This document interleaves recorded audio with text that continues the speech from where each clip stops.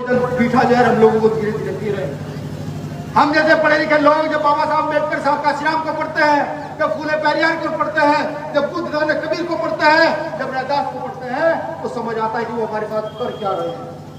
वो हमारी नस्ल को नपुंसक बना रहे हैं और हम मौन, हम शांत। कुछ मेरे भाई 5 साल में एक बार उनसे नशा लेकर के पी लेते हैं, खा लेते हैं। मैं पूछता हूँ, जब हम पूरे दिन मजदूरी करते हैं, शाम को जाकर के अपना नशे की आदत हो या खाने की आदत हो, उसको पूरी कर सकते हैं, तो 5 साल में एक बार उनसे लेकर के कौन से अपराध बन जाते हैं? कहाँ मर जाता है स्वाभिमान हमारा? और फिर हम रोते चिल्लाते हैं कि आज हमारी बेटी का रेप हो गया, आज कमल नागर जेल में चला गया।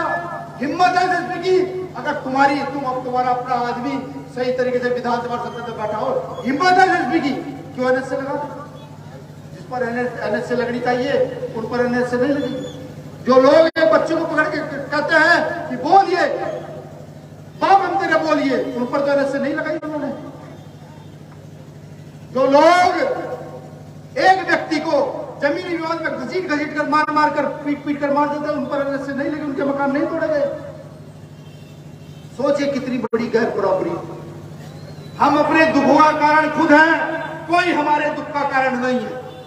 अगर एक कहता कोई हमारे दुख का कारण तो नहीं, गलत है, बिल्कुल गलत है। मैं तो कहता हूं ओबीसी समाज से भी, यहां मौजूदा सरकार है, कल भी सरकार आएगी।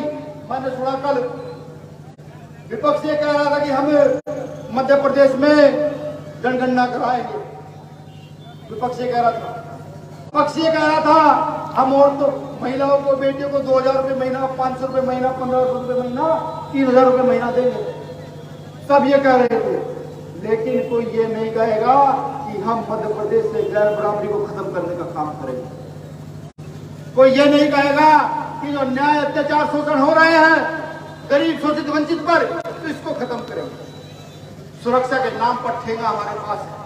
वोट हम देते हैं, जिताते हम हैं, नेताजी कहकर पीछे हम घूमते हैं, और जब वो जीत जाते हैं फिर हमें दिखाते हैं ठेंगा।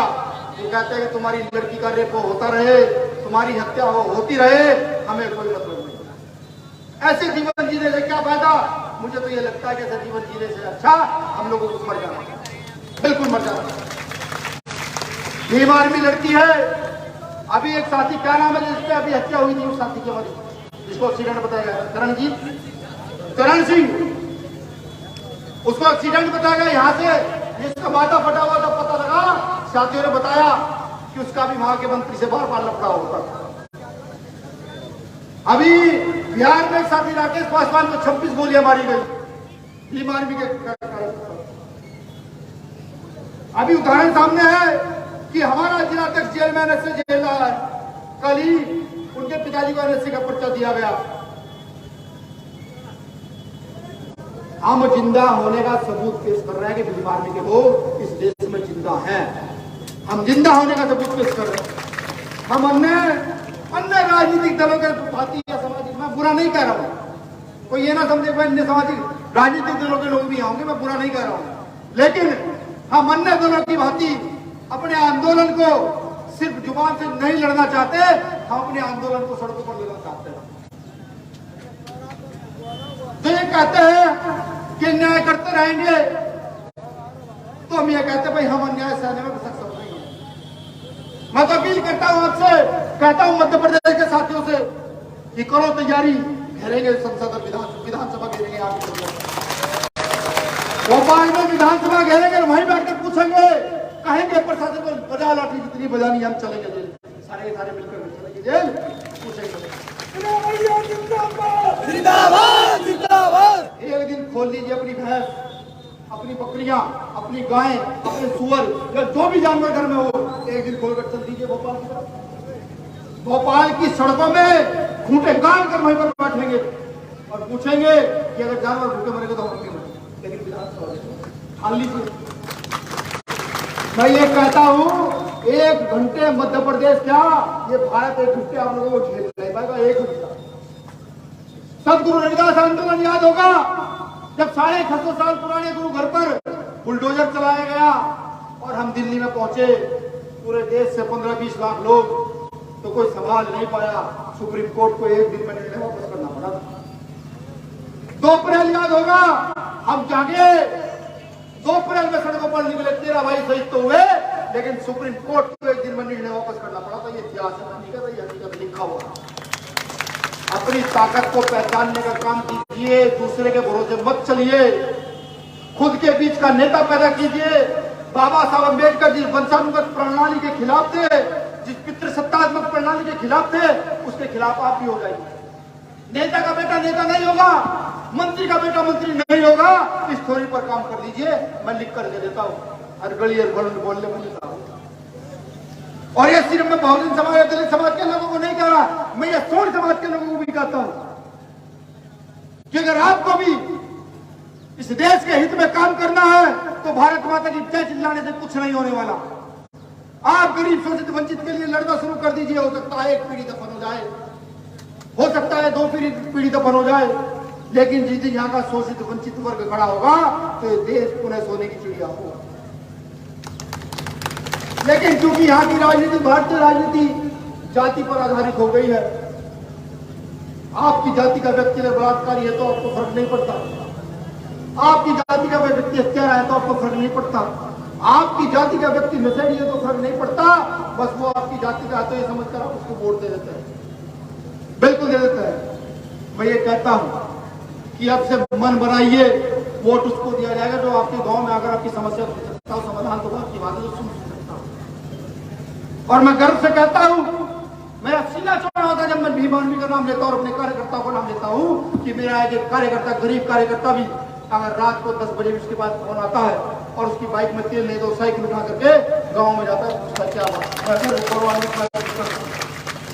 और मैं गौरवान्वित भी हूं कि यहाँ जो चेहरे जो मेरे नेता यहाँ बैठे हुए हैं इस मंच पर, इनके बाप दादा कोई मंत्री मिनिस्टर नहीं रहे, कोई व्यापारी बड़े अधिकारी नहीं रहे, ये सब गरीब परिवारों के लोग जो यहाँ बैठे हुए हैं। और ये भी वादा करता हूं आपसे कि ये चेहरे आपको एक दिन विधानसभा और संसद में दिखेंगे, और जो मैं क्या कर जा रहा हूँ आप लोग याद रखेंगे कि आपके एक बेटा आया तो कुछ कहकर कर गया।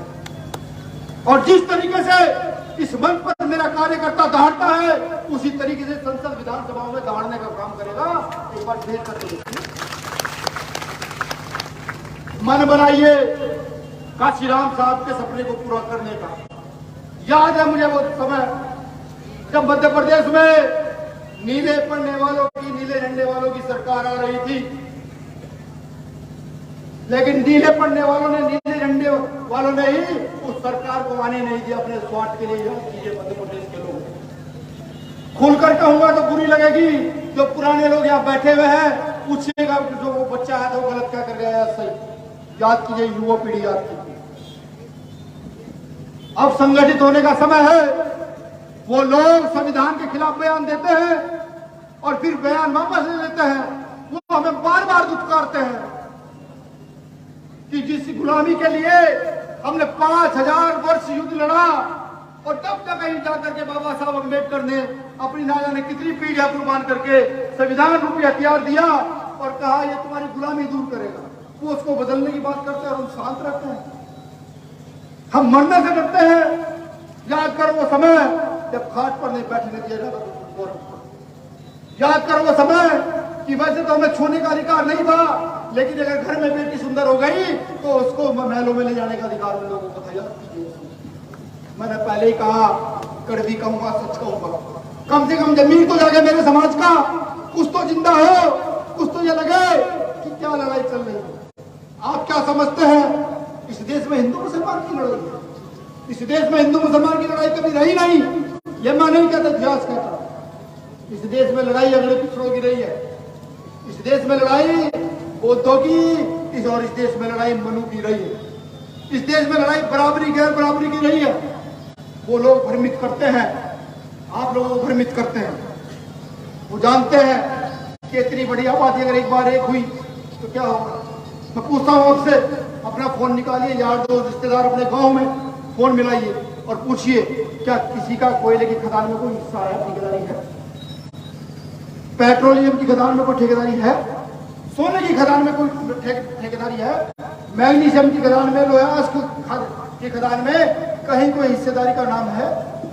अगर जवाब मिल जाए, जितने यहाँ सब है, ये चुनौती आप लोगों के लिए, अपने यार दोस्त रिश्तेदार अपने गांव में भी सबके पास घर जाइएगा, कोई किसी भी जाति का का पूछेगा जाकर क्या है, क्या मिलेगी नहीं, वो चंद लोगों के पास है और वो चंद लोग उसका आनंद ले रहे हैं। आप जानते हैं राजनीति का क्या मतलब है? आज की राजनीति का क्या मतलब है? आज की राजनीति का मतलब है कमल नागर जैसे लोग हमारे उठाएंगे तो जेल चले जाएंगे, एनएच से लग जाएगी, तुम अपनी बात करोगे तुम्हारी हत्या हो जाएगी, तुम्हारी बेटे को बलात्कार हो जाएंगे। लेकिन नेता हाथ जोड़ेंगे, 5 साल में आएंगे, जीत कर चले जाएंगे और वहीं बैठकर कई सौ करोड़ कमाएंगे। जानते हो कई सौ करोड़ किस लिए होता है? दलितों के लिए, आदिवासियों के लिए, पिछड़ों के लिए स्पेशल प्लान बनते हैं, ये गवर्नमेंट कर्मचारियों के लिए स्पेशल प्लान बनते हैं। उसी की रिश्वत कटौती होकर के नेता अपना पेट भरते हैं। हाँ, हो सकता है इस स्टेटमेंट में मेरी हत्या हो जाए, कोई भ्रष्टाचार छेड़ दिया है। इस देश का सबसे बड़ा अभिशाप जानते हैं क्या? भ्रष्टाचार। मैं तो कहता हूं सरकारी कर्मचारियों से भी, अगर आप देशभक्त हैं तो जिस कुर्सी पर आप बैठे हैं उस कुर्सी पर रिश्वत लेना बंद कर दीजिए, बस आप देशभक्त बन जाएंगे। मैं कहता हूं यहाँ के दलितों से भी, यहाँ के आदिवासियों से भी कि बाबा साहब अम्बेडकर की वो लाइन की अपना दल बनाओ, अपना बल तैयार करो और अपना राज स्थापित कर इस देश में समता समानता के लिए काम करो। जागो, जागने का समय है। वो बार बार चेता रहे हैं कि हम संविधान बदलेंगे, वो बार बार कह रहे हैं और हम शांत रहते हैं। नहीं, मुझ जैसा व्यक्ति तो शांत नहीं रहेगा, मैं तो कट के मर जाऊंगा। मुझे पता है मेरा फ्यूचर क्या है, मैं कितने जिंदा रहूंगा मैं जानता हूं, मेरा कार्यकर्ता भी जानता है। लेकिन क्या समाज इस बात को समझ रहा है या नहीं समझ रहा है? समाज की है। मैं कहता हूं डीएम साहब को भी यहाँ के कि जिन्होंने गलत किया कि अगर बुलडोजर चलवाइए साहब, मेरे कार्यकर्ता के ऊपर से जल्द से जल्द अरेस्ट से हटवाइए, वरना विधानसभा घेरने का तो वादा कर लिया है, लेकिन किस जिले से कितने लोग निकाल कर लाऊंगा ये हवा खराब कर दूंगा अगर कहीं प्रदेश के प्रशासन के खिलाफ। और अभी मैं आया हूं यहाँ, कहीं रावण ने यहां दस्तक दी तो सब कुछ हिलेगा, तो मेहनत से लगाते लगाते तब हो जाओगे, ये जेलें कम पड़ेंगे कितने लोग। और मैं वादा भी चाहता हूं, बिल्कुल चाहता हूं समाज के लोगों से कि जब रात दिन हम काम करते हैं, आपने देखा होगा मजदूर मजदूरी करके आता है तो शाम को अपनी मजदूरी ले लेता है, लेकिन ये भीम आर्मी के लोग कभी मजदूरी नहीं मांगते।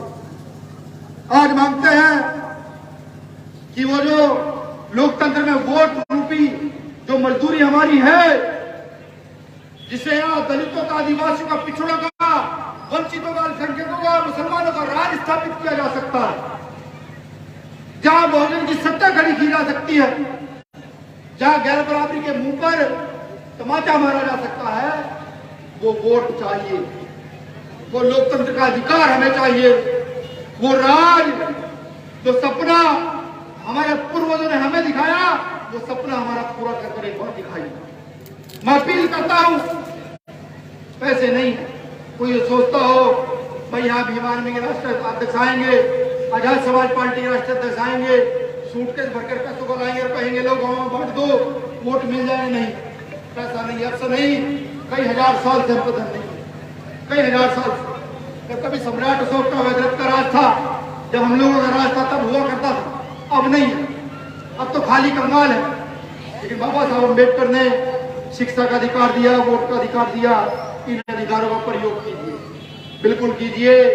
मैं हाथ जोड़कर निवेदन करता हूं, अपने क्षेत्र से सर्वे कराइए, अपने क्षेत्र के 20 गांव उठाइए, 20 गांव से वहां अपने बच्चों को, पढ़े लिखे लड़कों को भेजिए, वहां अगर अन्याय अत्याचार हुआ तो पूछे कि आपकी मदद किसने की है।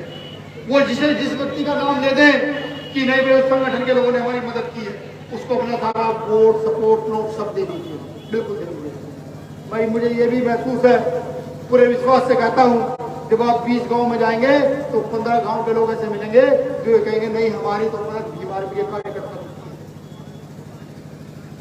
आपकी सारी समस्याओं का समाधान उस वोट में है।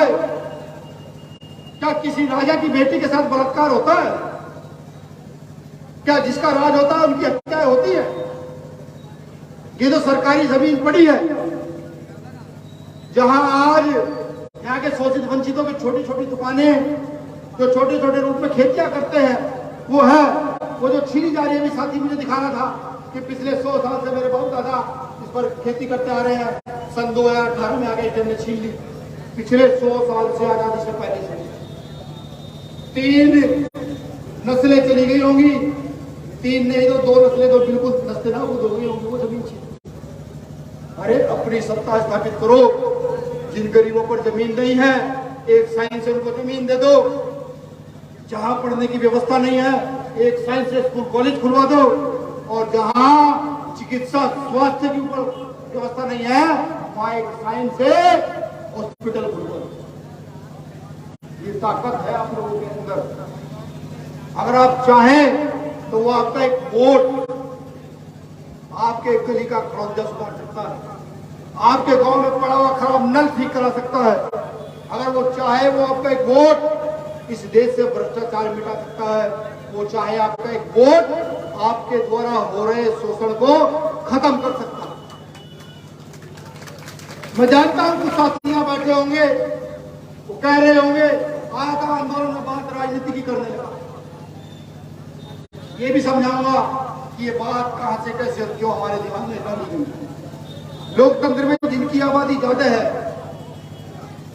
उनकी ताकत भी ज्यादा है। ये वो लोग समझते हैं जो आरएसएस की औलादे हैं, जो सावरकर की औलाद है। सावरकर वही जिसने अंग्रेजों के समय में जेल जाने पर अंग्रेजों से लिखित में माफी मांगी थी। गूगल पे कीजिएगा कि सावरकर के माफी पत्र, जो उनकी औलाद है वो जानते हैं। तो उन्होंने हमारे दिमाग में ये डाला कि नहीं, हर व्यक्ति को राजनीति करने का अधिकार नहीं है। जो राजनीति करेगा गांव के चौक चौराहे पर बैठ के भाई ये तो राजनीति कर रहा है, इससे बात नहीं करनी। जबकि घर से लेकर राष्ट्र तक और राष्ट्र से लेकर पूरे विश्व तक हर काम राजनीति है। मैं कहता हूं अपने बच्चों को सिखाइए, अपने घर से राजनीति शुरू कीजिए, हर गली मोहल्ले में नेता तैयार कीजिए। हम देखते हैं यहाँ पे दलित आदिवासियों की, पिछड़ों की, मुसलमानों की स्थिति क्यों नहीं बदलती। कोई जाति के नाम पर हत्या करेगा, कोई धर्म के नाम पर हत्या करेगा। बाबा साहब ने कॉन्स्टिट्यूशन में सबको समानता दी है, वो कहा जाएगी। प्रयोग कीजिए, क्यों प्रयोग नहीं करते? किसका डर है? क्यों डरते हो?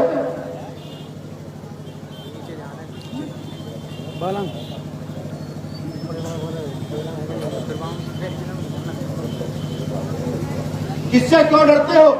क्या होगा बताइए, क्या होगा? जब मनीषा वाल्मीकि का यूपी के हाथरस में रेप हुआ तो नींद सो पाए थे आप लोग?